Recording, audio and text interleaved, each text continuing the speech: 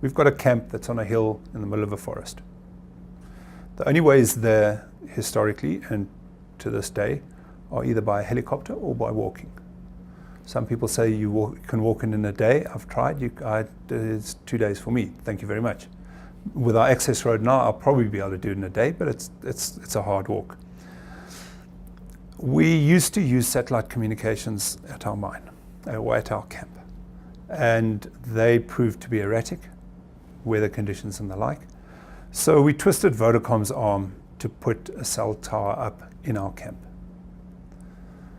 Within days, there were tables in the village below Manwari selling airtime, and people with solar cells or car batteries were selling electric recharge for cell phones. And that's just a very simple example. So once we get the full infrastructure up and running, we're going to be connecting people in the Walikali region with their capital, Goma. That hasn't been the case for a very long time. What does that do? That opens markets for people in Walikali to sell in Goma, and it also reduces the prices of goods that have come from Goma in Walikali. In addition, we are setting up a social development fund called the Lower Alliance, which will be governed by us and a committee from the local communities.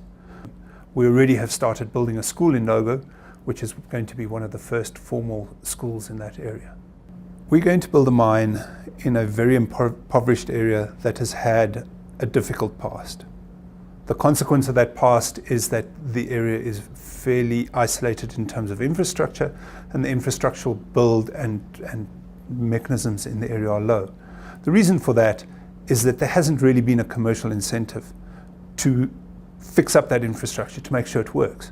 The consequence is the people who live at the end of it pay the price for it, be it in increased price for foodstuffs, difficulty getting to medical attention, and all the like. So with our mine, we need a road. We already are investing, assisting the North Kivu government to fix the road. The governor made a promise beginning of the year that he would drive from Goma to Walikali for the Independence Day celebrations. Most people thought he was definitely not going to do it. They came to us and said, "Can we help?" We said, "Sure we can." And we assisted them to get that road sorted out. And the governor drove from Goma to Walikali in 9.5 hours. Unheard of. So the benefits of what we're doing are going to be enormous. In addition, for us as an operating company, the greater we localize our staff content, our supplier content, the more robust our business model. We have designed all of our programs to be labor intensive. We built an access road of 32 kilometers. We have 2 kilometers to go, all built by hand, with some of the most extraordinary structures you've ever seen in terms of bridges. That program employs 350 people.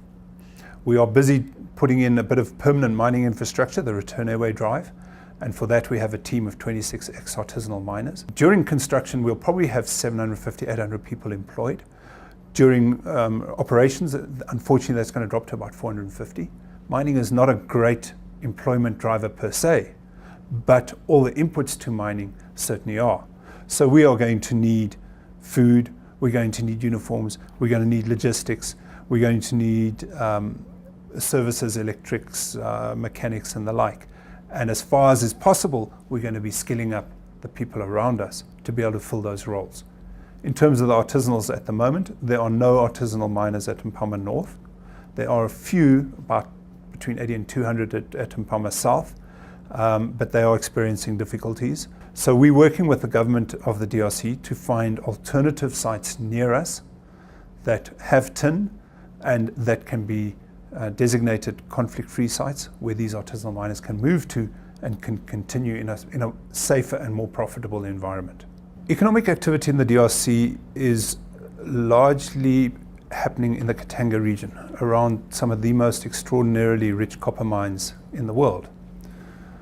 It's a great thing when the copper price is good. It's less great when the copper price collapses, as it has done now. Having a tin mine already starts to diversify that to some extent. It also increases the limited economic activity that is happening on that eastern side. There will be a fiscal return and stability and strength given to the fiscus of the DRC itself. There is no doubt in my mind that the Walikale region will become a premier tin producing area in the future. And that will be right to finished tin. There are plenty of rivers around there to put up hydro schemes, which would give you relatively cheap power to be able to smelt the final tin product, and you'll be able to ship that out. Who knows what the knock-on industries will come as a consequence of having tin there. Tin's heavy to move. Maybe we get electronics industries coming on the back of it. I don't know. But you've got to start somewhere. And an extraordinarily rich deposit in a great commodity like tin is a magnificent place to start.